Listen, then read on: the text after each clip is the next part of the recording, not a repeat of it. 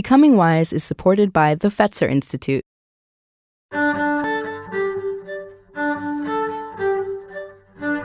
I've had hundreds of big conversations, and my conversation partners share wisdom I carry with me wherever I go.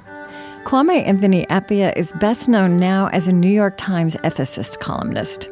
He's long been a renowned philosopher who studied how deep social change happens across time and cultures. There's something hopeful to me in imagining, in an age of cultural standoff, that the kind of quiet, sustained culture shift he describes in our relationships close to life can simultaneously be happening. This is Becoming Wise. I'm Krista Tippett.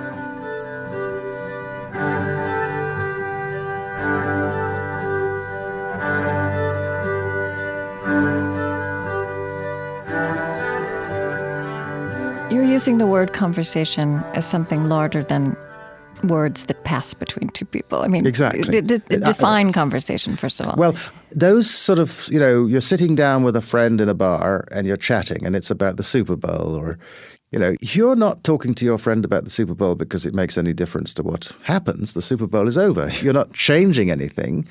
Nor is, I came into this studio with a Steelers cap on, as it happens, which I confess before the nation.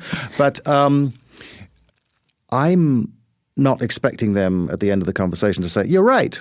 The Steelers are definitely the team I should follow. They're definitely the better team. The object of the exercise is discuss it, talk about it, not to come to some kind of agreement, not to change each other, just to be together, enjoy one another's company. And if you have that background of relationship between individuals and communities that is, in that sense, conversational, then when you have to talk about the things that do divide you, you have a better platform.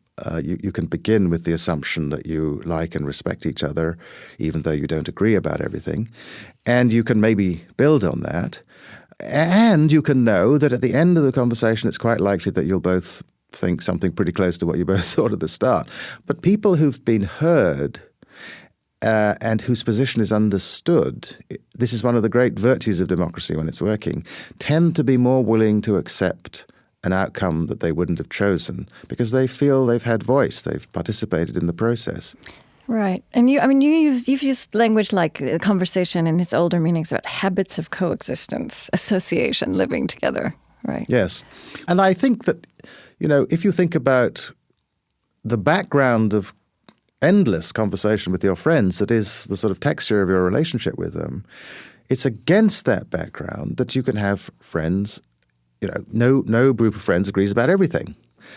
I have friends who are Catholics, and I have friends who are atheists who do seders once a year, and I have friends who are Methodists, and I have friends who are Unitarians of the sort that are really not very believing, and so on. And those are serious differences. And if we only came together to talk about theology, we wouldn't have much of a relationship. If we only came together to try and settle the things we disagree about, we wouldn't be getting along. It's the background of sort of endless shared conversation in which you agree about this, you disagree about that. Some of the things you disagree about are important. Some of the things you agree about are important. And then when you come to a moment of serious disagreement, you can handle the fact, and you can, as it were, accept the outcome even if it's not the one you chose. You would have chosen if it had been up to you. So now that's a picture of a kind of successful interpersonal relationship. How you turn that into a social practice, especially, I'm not saying that's easy, but one of the things I think that is required is a willingness to feel that it would be good to be in dialogue with fellow citizens of all sorts. And I think that if I were in more regular conversation with, I'm relatively liberal, so with more conservative people, then I think I would be better placed to understand what I should say to my congressman, who's a Democrat, about when he should and when he shouldn't as it were, fight the other side, when he should work together and when he should just continue to hold his own. So we need to practice it ourselves, but I think also we need to kind of model it.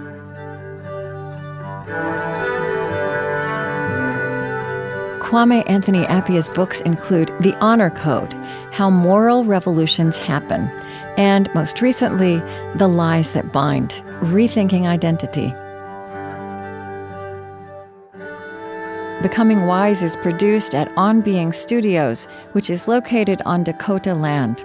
Our team is Marie Sambalay, Lily Percy, and Chris Heagle, and our theme music is provided and composed by Zoe Keating.